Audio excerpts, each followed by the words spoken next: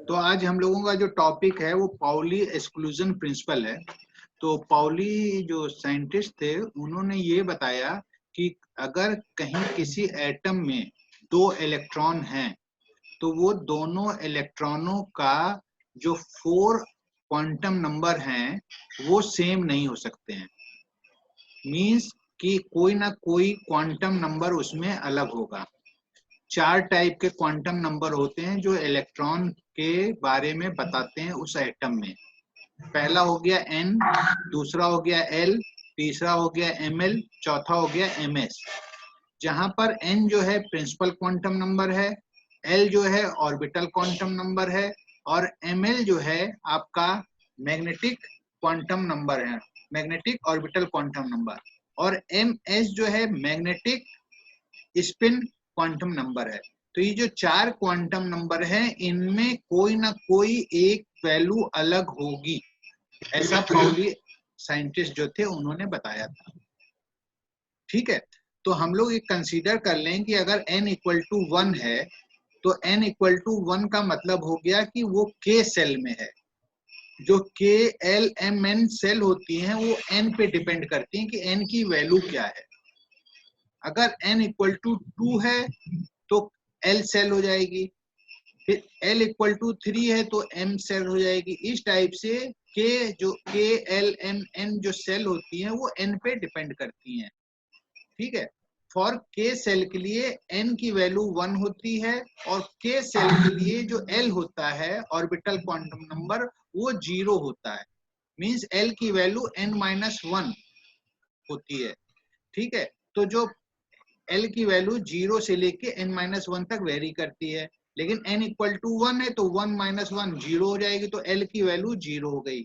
और ml की value जो होती है वो 2l + 1, तो l 0 हो गई तो उसकी एक ही वैल्यू हुई, वो 0 हुई। और ms की वैल्यू हमेशा +½ और -½ ही होगी, इन दोनों में से कोई एक वैल्यू होगी उस इलेक्ट्रॉन के लिए। ठीक है, तो ये जो 4 सेट हैं क्वांटम नंबर के सेल में, ये सेट का हमारा कॉम्बिनेशन बन सकता है कि n equal to 1, l equal to 0, ml equal to 0 और ms इक्वल टू +½ और -½ तो इसमें 2 ही कॉम्बिनेशन बन सकते हैं हम लोगों का।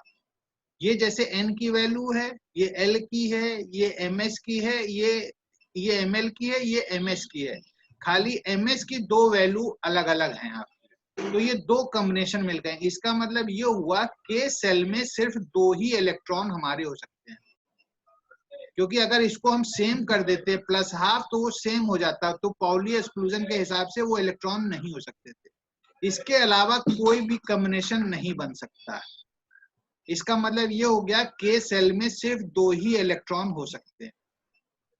सिमिलरली अगर हम लोग L सेल कंसीडर करते हैं तो L सेल के लिए n की वैल्यू 2 होती है, और L सेल के लिए जब n इक्वल टू 2 है तो L की 2 वैल्यू होंगी, एक 0 और 1, क्योंकि L की वैल्यू लाई करती है 0 to n-1। तो 2 - 1 कर देंगे तो 1 हो जाएगी, तो 0 और 1 2 ही वैल्यू लाई कर रही है। और ml की वैल्यू 0 इफ l बराबर 0 और l बराबर 1 है तो ml इक्वल टू -1 0 1, और ms की वैल्यू हमेशा +½ और -½ रहती है। तो जो पॉसिबल कॉम्बिनेशन है कि 2 0 1 0 -1 0 1 +½ -½ इसके डिफरेंट जो कॉम्बिनेशन बनाएंगे वो इतने कॉम्बिनेशन बन सकते हैं, 8 कॉम्बिनेशन बन सकते हैं। इसके अलावा जो कॉम्बिनेशन बनेगा वो इसी में से रिपीट होने लगेगा। अगर कोई भी आप चेंज करेंगे, 4 चीजें ले रहे हैं जैसे n l ml और ms, इनकी वैल्यू लेके 4 का जो सेट है आपका ये बनाएंगे तो यही कॉम्बिनेशन बनेंगे, 8 डिफरेंट कॉम्बिनेशन। इसके अलावा कोई भी कॉम्बिनेशन जो बनेगा वो इन्हीं में से कोई होगा। दिस मीन्स कि हम लोगों का जो L सेल में है मैक्सिमम 8 इलेक्ट्रॉन रह सकते हैं, जो L सेल में मैक्सिमम 8 इलेक्ट्रॉन रह सकते हैं। ठीक है, सिमिलरली अगर हम लोग L K हो गया, L हो गया, अब M सेल की बात करें तो M सेल में n इक्वल टू 3 होता है, तो पॉसिबल कॉम्बिनेशन इसमें आपके 18 बनते हैं। जैसे ऐसे बनाया था हम लोगों ने अलग अलग, n इक्वल टू 3 लेंगे तो l की वैल्यू क्या हो जाएगी 0, 1 और 2। तो ml की वैल्यू जब 0 है तो l बराबर 0 के लिए 0, l बराबर 1 के लिए -1 0 1, और वहां l इक्वल टू 2 आ रहा था m सेल के लिए, तो l इक्वल टू 2 के लिए -2 0 -1 0 1 2 5 बन जाएंगे आपके। तो वो कॉम्बिनेशन 5, ठीक है, उनसे सबसे जब मिलाएंगे तो ऐसा ही जो कॉम्बिनेशन हम लोग ने 8 बनाए हैं तो उसमें 18 कॉम्बिनेशन बनेंगे फॉर m सेल के लिए। इसका मतलब 18 कॉम्बिनेशन बनने का मतलब मैक्सिमम 18 इलेक्ट्रॉन उसमें रह सकते हैं। अगर 19वां इलेक्ट्रॉन उसमें रखेंगे तो जो 18 कॉम्बिनेशन बन रहे थे उसमें किसी ना किसी में वो सेम होने लगेगा, तो वो पॉसिबल नहीं है according to Pauli exclusion principle. ठीक है, तो अब thus we can see that for a cell with L equal to 0 1 2 3 there are SPDF subshell कहते हैं। जब L स्मॉल होता है तो स्मॉल लेटर यूज करते हैं SPDF सेल के लिए। तो गिवन वैल्यू L के लिए ML की वैल्यू 2L+1 होती है, कई बार हम लोग ये देख चुके हैं। तो ML कैन और MS की वैल्यू जो होती है वो 2 वैल्यूज होती है, +½ और -½ प्रत्येक ml के लिए ms की वैल्यू 2 होंगी, +½ और -½ ठीक है। Combining these two we can see that there can be 2L+1 electron in a subshell, क्योंकि जो ml की वैल्यू है वो 2L+1 होती है, हमने बताया ml की वैल्यू 2L+1 है, और एक ml ईच ml के लिए ms की वैल्यू 2 है, आपकी 2 है, +½ -½ तो जब इतने ml की वैल्यू 2L+1 है और ml खुद ही 2 वेरी कर सकता है, +½ -½ तो टोटल इलेक्ट्रॉन की संख्या 2 × 2L+1 होगी। ठीक है, अब इसको हम लोग जो कह रहे हैं the maximum number of electron in nth shell, nth shell निकालने में कितने इलेक्ट्रॉन होंगे, तो समेशन हम लोग करते हैं L इक्वल टू 0 से L इक्वल टू n-1, क्योंकि जो L की वैल्यू वेरी करती है n-1 तक करती है, 0 से n-1 तक वेरी करती है, तो वही हम लोगों ने समेशन ले लिया। अब इस समेशन वाली सीरीज को ओपन कर दीजिए। पहले L इक्वल टू 0 रखें, यहाँ पर 2 कॉमन ले लिया, यहाँ पर L इक्वल टू 0 मतलब ये 0 वैल्यू पुट करो यहाँ पर तो 1 आएगा। L इक्वल टू 1 रखें, 2 + 1 3 आएगा। अब 2 रखेंगे 5 आएगा। इस टाइप से ये सीरीज बनती जाएगी। ठीक है, और ये सीरीज जो हम लोग देख रहे हैं, ठीक है, ये 2 ब्रैकेट में n-1 + 1 है, इसको ओपन करेंगे तो 2n-1 आएगा इसको ओपन करने में। तो ये सीरीज दिख रही, कैसी सीरीज दिख रही हम लोगों को, ये एपी सीरीज दिख रही है, एपी। ठीक है, तो जो एपी सीरीज होती है, तो एपी सीरीज का जो सम होता है, sum of terms of AP equal to होता है n/2 ब्रैकेट में 2a + n-1d, जहां पर 2a जो लिखा a जो होता है वो फर्स्ट टर्म की वैल्यू होती है, तो यहाँ फर्स्ट टर्म की वैल्यू 1 है, और जो d होता है वहां पर difference between 2 terms, consecutive 2 terms, तो यहाँ कंसेक्यूटिव 2 टर्म्स के बीच डिफरेंस कितना है, 2 है। 5 - 3 2, 3 - 1 2, तो 2 डिफरेंस हो गया। तो जब उस सीरीज में उसको वैल्यू रखते हैं तो हम लोगों का जो समेशन आ जाता है वो 2n² आ जाता है। तो जो मैक्सिमम नंबर ऑफ इलेक्ट्रॉन है वो 2n² ही रह सकते हैं। ये आता है, लेकिन कहां से आता था वो हम लोग ने अभी तक नहीं देखा था, लेकिन पाउली ने सीधे जैसे लिख दिया कि 2n² रह सकते हैं। तो 2n² कैसे रह सकते हैं, वो इस टाइप से रह सकते हैं जो ऊपर हमने डिस्क्राइब किया है। तो इस सीरीज में 2n² रह सकते हैं।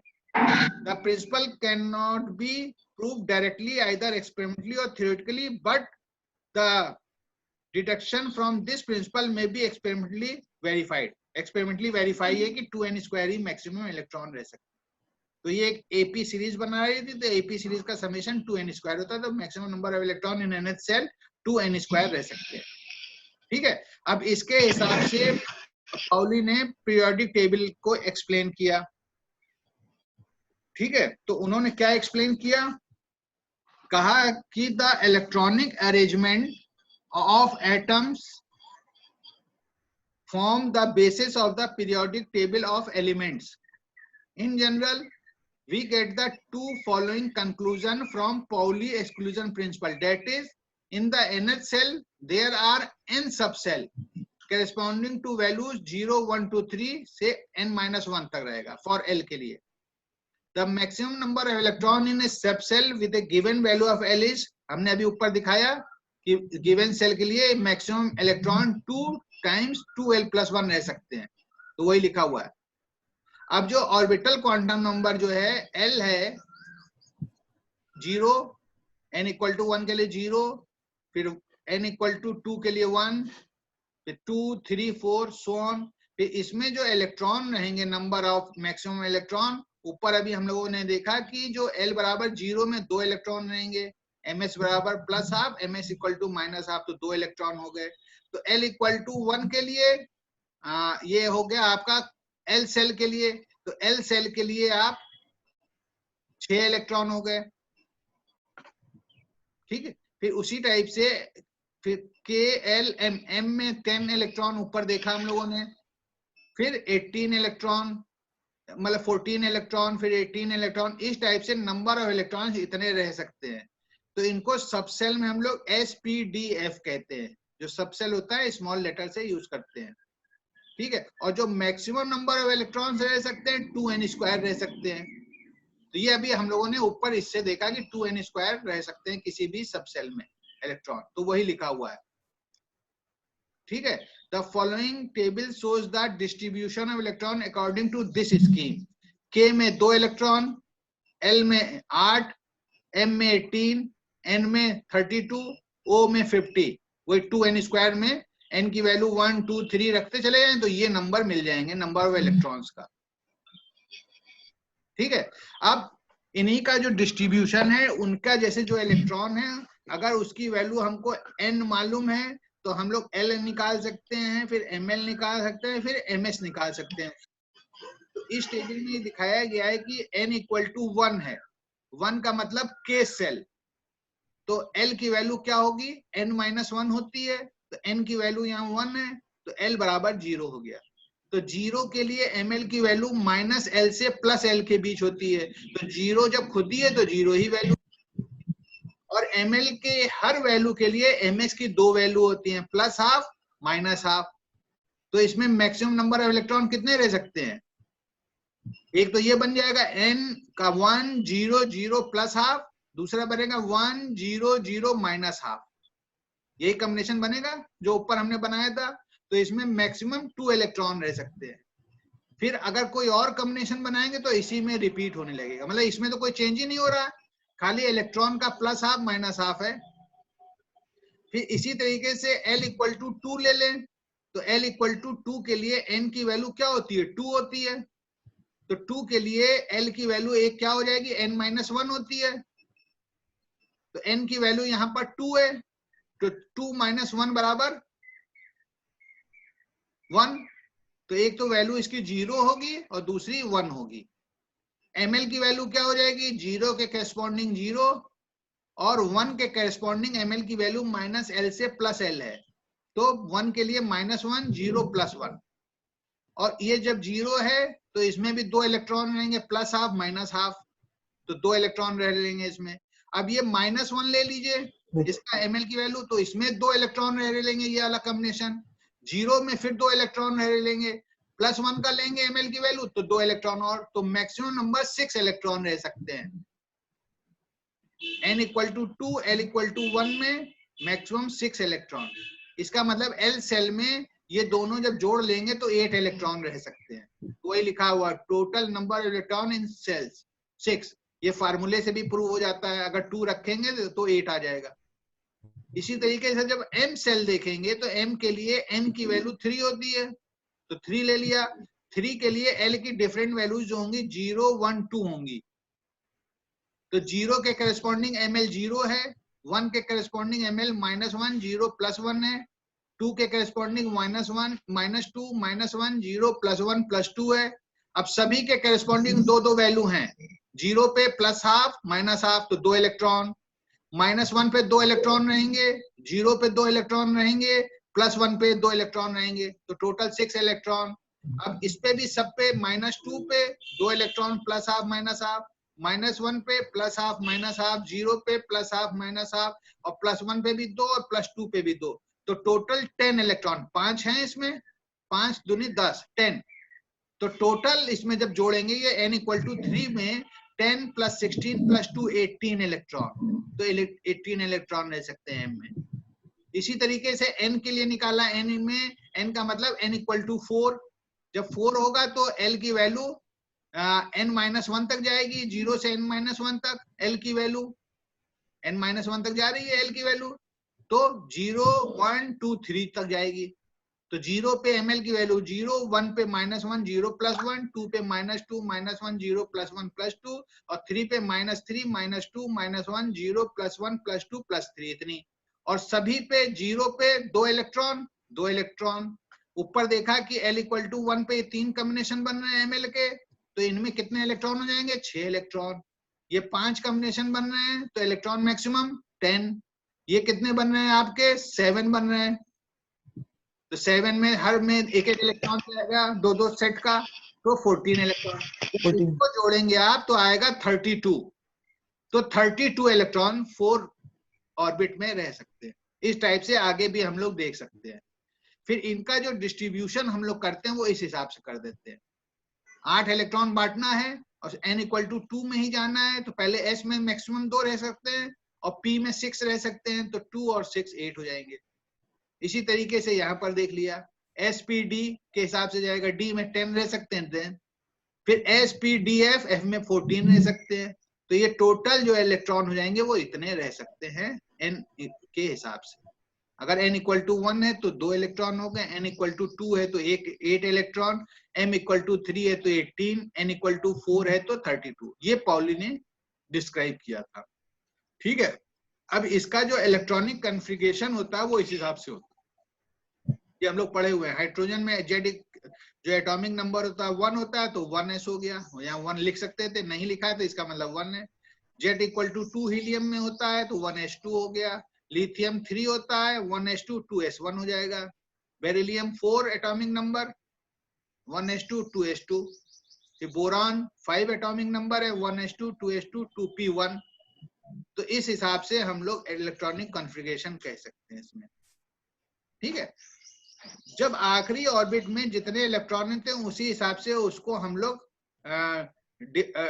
डाइवैलेंट कह लेते हैं, 2 इलेक्ट्रॉन आखिरी में। जब 3 इलेक्ट्रॉन है, जैसे 2 और थर्ड ऑर्बिट में 3 है, 2 s के पास है 1 p के साथ है, तो ट्राइवैलेंट हो गया। अगर एक ही इलेक्ट्रॉन जैसे ये, तो सिंगलेट हो जाएगा, मोनोवैलेंट कह देंगे, मोनोवैलेंट यानी वैलेंसी डिसाइड करता है इसकी। ठीक है, तो जब जैसे उसमें हिसाब से हम लोग पीरियड में डिवाइड करते हैं, तो फर्स्ट पीरियड में कौन कौन से आते हैं, हाइड्रोजन और हीलियम आते हैं। तो हाइड्रोजन का एटॉमिक नंबर 1 है और हीलियम का 2 है, तो इन लोग का इलेक्ट्रॉनिक कॉन्फ़िगरेशन जो ऊपर बनाया हुआ था 1s और इसका हीलियम का 1s2 है, तो वो लिख लिया है। फिर सेकंड पीरियड में lithium, beryllium, boron, carbon, nitrogen, oxygen, fluorine and neon, ये आते हैं, इनका कॉन्फ़िगरेशन बना लेंगे हम लोग। The electronic configuration of all element in a period is different and hence the elements of a period exhibits different physical and chemical properties. जब उसके मतलब उसका कॉन्फ़िगरेशन अलग अलग है तो उनका फिजिकल एंड केमिकल प्रॉपर्टीज भी अलग अलग होंगी। ठीक है, अगर सेम पीरियड में आते वो सेम कॉलम में आएंगे, जैसे आखिरी ऑर्बिट में सेम इलेक्ट्रॉन होंगे तो उनकी प्रॉपर्टीज सेम होती हैं, लेकिन यहाँ सब में अलग अलग आ रहे हैं आखिरी ऑर्बिट में। जैसे यहाँ देख रहा आपका पहले s में जा रहा है, फिर p में जाएगा, ps1 है, फिर 2 है, 3 है, 4 है, 5 है, ठीक है, फिर s में जा रहा है, इस टाइप से अलग अलग जा रहा है, इसलिए इनकी फिजिकल एंड केमिकल प्रॉपर्टीज अलग अलग है। ठीक है, तो फर्स्ट ग्रुप में ठीक है आपको। फिर इसी तरीके से जो आपका इनर्ट ग्रुप होता है, इनर्ट ग्रुप, इनर्ट ग्रुप में हीलियम, नियॉन, आर्गन, इस टाइप से। तो इसमें देखते हैं कि इनमें जो भी 1s2 कंप्लीट सेल है, 1s2, 2s2, 2p6, मतलब ये पूरा कंप्लीट है आपका नियॉन। इसी तरीके से argon 1s2, 2s2, 2p6, 3s2 और 3p6, पूरा ऑर्बिट कंप्लीट है। तो जब ये कंप्लीट है आपका, तो ये आपका इनर्ट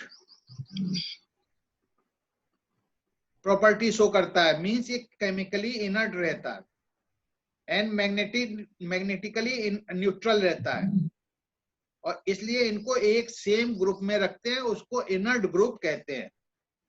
इसी तरीके से हेलोजन ग्रुप होता है। तो इसमें जो हेलोजन ग्रुप होता है, इनके जो आखिरी ऑर्बिट में p इलेक्ट्रॉन में जो होता है, all the elements here have 7p electron outside the completed subcell and 1 electron is less in completion of outermost p cell.